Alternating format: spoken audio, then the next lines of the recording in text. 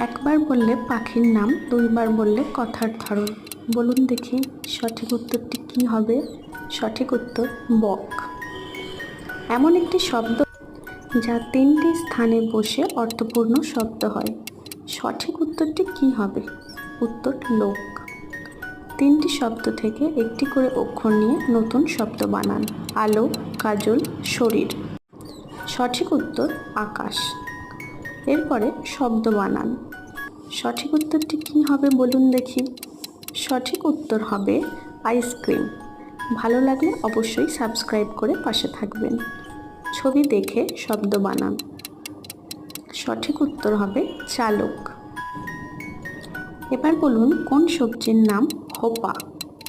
সঠিক উত্তরটি হবে চিচিঙ্গা।